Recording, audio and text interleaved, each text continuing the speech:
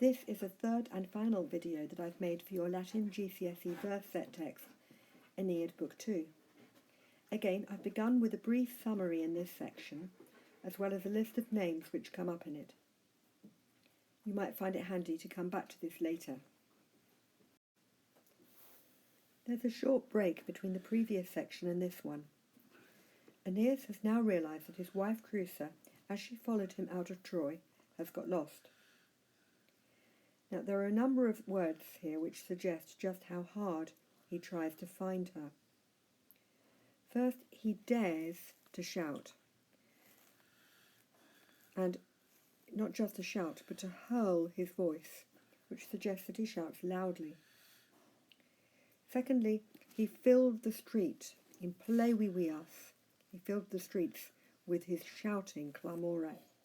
Again, another suggestion that he's calling very loudly. Then he repeats his shouting, literally he redoubles it, and he does so again and again. Then he calls her by name, Crusam, and then, if that wasn't enough, he then searches for her, sine fine, which means without end or endlessly, rushing ruenti through the streets. But then Creusa's ghost appears. There are three words which are used to describe this ghost. Simulacrum, which means her likeness, her appearance. Umbra, shade or shadow. And thirdly, imago, image, again, or likeness.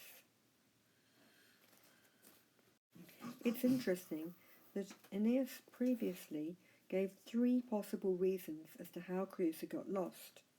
We saw that in the last video. And now he answers these by giving three different words to tell us that her ghost appeared. Maybe there's a connection between the previous trio of reasons and this trio of words all describing ghost. We're also told two other things about the ghost. One is that it is infelix, or unhappy. One could also say unlucky. And the other is that it is maior, which means bigger than the image of her which he knew, that he recognised. So she is larger than life. Just before we leave this section of the text, I'm sure you haven't failed to notice this word here, nequiquam. This is the fourth time that Virgil uses the word nequiquam in this set text, a word which I'm sure you remember means in vain. It seems that the idea of being frustrated and doing things in vain, or trying to do them in vain, is a recurrent theme in this whole text. The first line here describes intense emotion. Aeneas is astonished, obstipui, and he's speechless. His hair stood on end, steteruntque comae, and his voice, stuck in his throat, vox faucibus haesit. This is actually a line that Virgil repeats elsewhere in the Aeneid too. But when Creusa began to speak, she took away his cares, daemere curas. So she used soothing words, and her message is optimistic. She begins lovingly by calling him O ducis conjunx, O sweet husband. She thinks it's wrong for him to grieve. Mad even. If he does grieve, then he is indulgere, which means wallowing or indulging, in mad grief, insano, insane, or mad dolore, grief. Then she explains that it's the God's will that she has died. It wasn't right for her to accompany him in his journey. So we have the words not without the will of the gods, and we have the word here thus, right or lawful. Earlier in a previous video we saw the word nefas was used. Nefas means sinful or wrong. You might remember that Aeneas was wrong to touch the penates, the statues of the household gods. That's why he gave them to Anchises to carry when they came out of Troy. It was wrong for him to carry them because he had unclean hands. Now here is the word phas used, meaning right, and together with nek here, which means not. Nek phas means the same as nephas.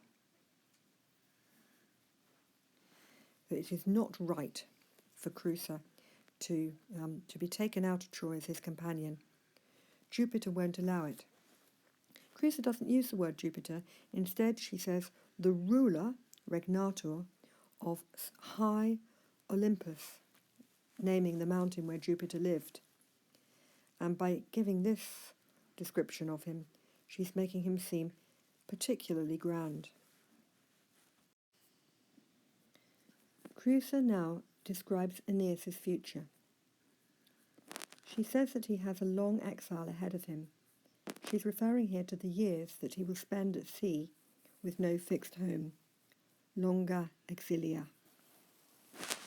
Notice also the word arandum. Literally, this means that he must plough. It's used metaphorically. The idea that he has to plough the sea basically means that he must work hard.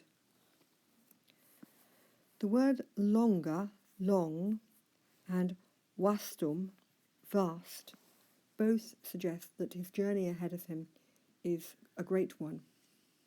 But when his journey is over, he will reach the prosperous land of Hesperia. Hesperia means western land. Aeneas will only later understand that this means Italy. There are some positive words here. Opima means rich. Lighter here, means happy or prosperous.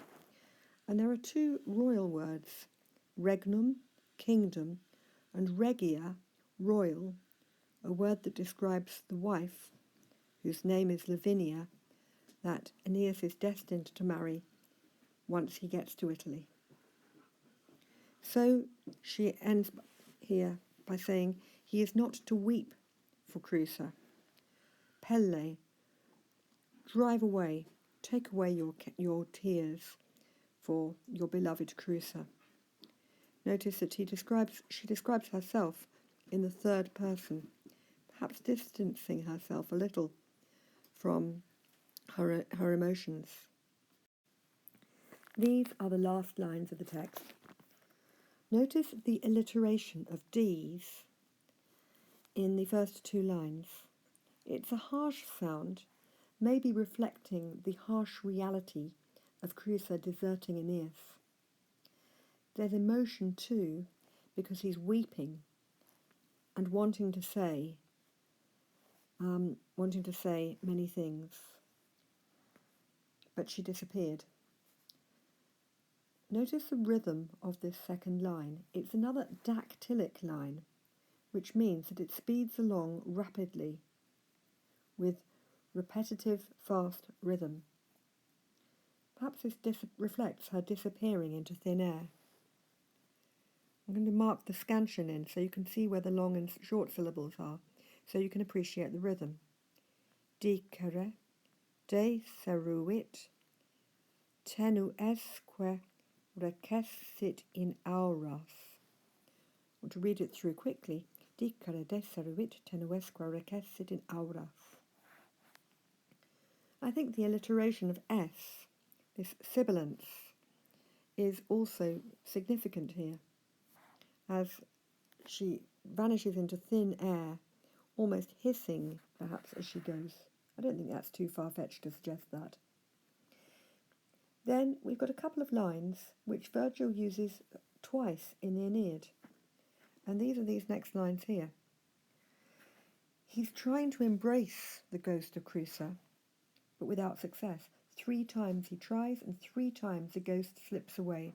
The frustration is marked by the repetition of the word ter, which means 3 times, by the use of the word frustra, which means in vain, and perhaps also by the alliteration of F in the line, which perhaps suggests her slipping away. And as she disappears, she does so with a simile. She is very like simillima, that's a superlative meaning very like, a winged or a flying dream, which just suggests how very quickly the ghost of Crusoe slips away, just like the light breezes.